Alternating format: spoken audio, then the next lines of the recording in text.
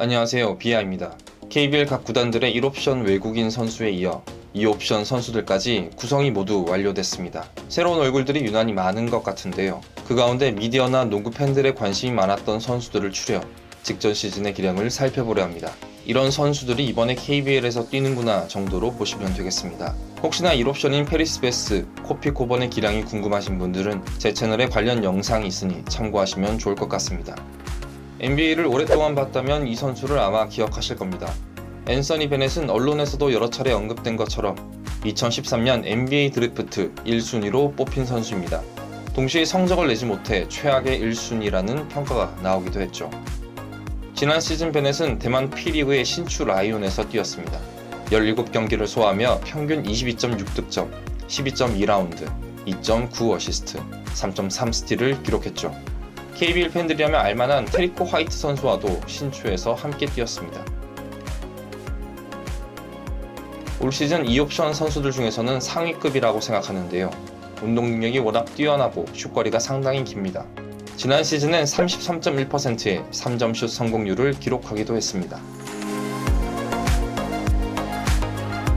2m 3cm라는 키가 미국이나 유럽에서 애매할 수 있지만 KBL에서 센터 포워드를 보기에는 무리가 없습니다. 다만 G리그에서 뛰었을 때와 비교해 체중이 상당히 늘었고 컨디션에 따라 파울성 플레이가 무더기로 나올 수 있습니다. 수비 역시 체중 때문인지는 모르겠으나 적극적인 편은 아닙니다. 이런 점들은 출전 시간 관리를 통해 메워야 할 것 같습니다. P리그에서는 평균 40분 가까이 뛰었지만 KBL에서는 1옵션이 아닌 만큼 출전 시간이 크게 줄겠네요. 또 한 명의 NBA 리거죠. 알리제 존스는 2018년 인디애나 페이서스에 입단했고 지난 시즌에는 하부 조직인 G리그에서 총 22경기에 출전했습니다. 고등학교 시절 포인트 가드를 수행했던 만큼 확실히 포워드치고 넓은 시야를 갖고 있고 패스 센스도 좋습니다. 게다가 리바운드는 매경기 10개 이상을 따낼 만큼 강점이 있고 적극성도 매우 강합니다.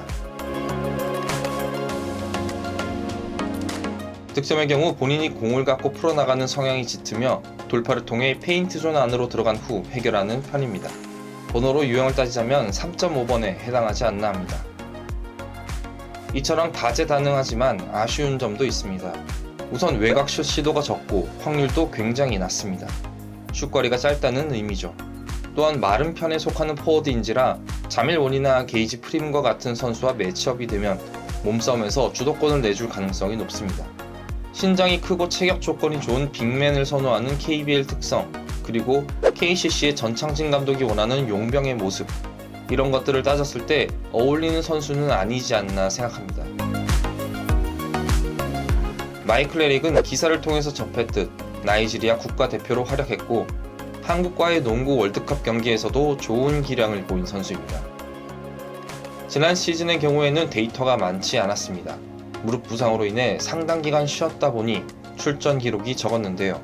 튀르키예 리그에서 터크텔레콤 소속으로 뛴 경기는 단 3경기였고 평균 11.3득점, 5.3 리바운드, 1.0 어시스트를 기록했습니다.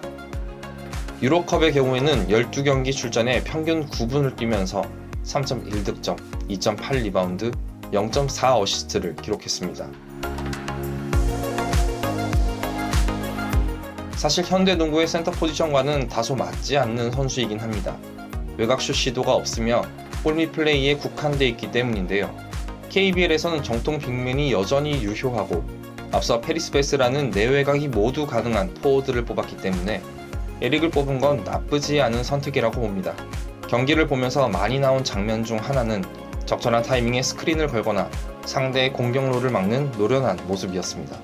픽앤롤은 확실히 깔끔합니다.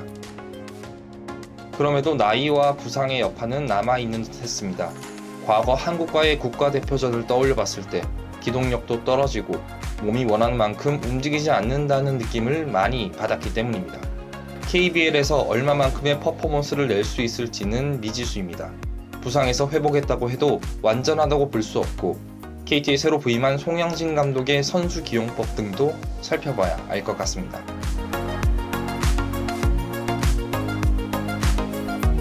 영상을 만들던 중 서울 삼성의 2옵션 외국인 선수 이스마엘 레인의 영입 소식이 들렸는데요. 이미 코피 코번이라는 무게감 있는 센터를 영입한 데 이어 파워를 기반으로 하는 선수를 재차 뽑은 것이 조금 의아하긴 합니다. 지난 시즌 소속팀이었던 어스프렌즈 도쿄에서 뛰었던 당시 영상으로 인사를 대신하겠습니다.